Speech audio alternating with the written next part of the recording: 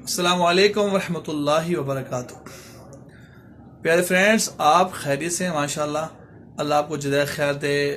آپ دیکھتے بھی ہیں، سبسکرائب بھی کرتے ہیں، لائک شیئر بھی کرتے ہیں۔ آج پھر ہمارے پاس ایک بھائی تشریف لائے ہیں، ہمارے خان صاحب۔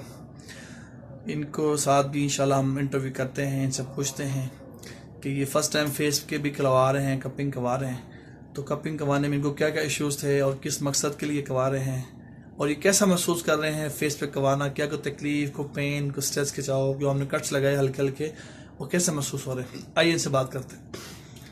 السلام علیکم ورحمۃ اللہ۔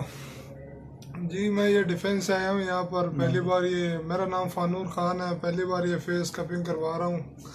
تو اصل میں میرے چہرے پہ یہ پمپلز وغیرہ، یہ ایگنی وغیرہ ذرا ہوتے تھے، تو اس وجہ سے میں کروا رہا ہوں۔ میں یہ الحافظ سینٹر آیا ہوں حافظ بھائی کے پاس، تو ماشاءاللہ یہ بہت اچھی حجامہ کرتے ہیں، تو اس میں کوئی زیادہ تر پین وغیرہ زیادہ تکلیف نہیں ہے۔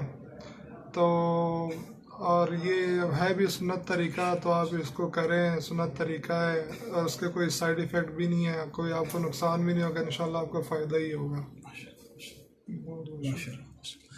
دیکھیں، اپنے بھائی نے بتایا، فانوس بھائی نے بتایا کہ آپ کو کیسا محسوس کیا۔ الحمدللہ، اللہ تعالیٰ کی رحمت سے خیریں ہوں گی، اللہ تعالیٰ نے بڑی خیریں عطا فرمائی ہیں اس سنت طریقے علاج کی برکت میں۔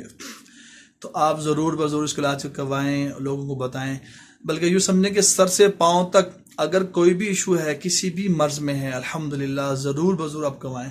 آخر میں ضرور عرض کرتا ہوں کہ ہائی بلڈ پریشر اور شوگر اور بلیک میجک کے لیے ضرور تشریف لائیں۔ L4 L5 کمر کا ایشو اکثر لوگوں کو ہو جاتا ہے، اس سنت طریقے علاج میں اللہ نے بڑی خیال رکھی ہے، بڑی شفا رکھی، اور سب سے بڑی بات یہ ہے اس میں کوئی میڈیسن نہیں کھانی، کوئی انجیکشن نہیں لگوانا، کوئی ٹیسٹ نہیں کروانا اپنے، کسی قسم کے سائیڈ افیکٹس، تمام سائیڈ افیکٹس سے پاک مبرہ یہ علاج ہے۔ اللہ تعالیٰ کو بہت جزائے خیر دے۔ السلام علیکم ورحمۃ اللہ وبرکاتہ۔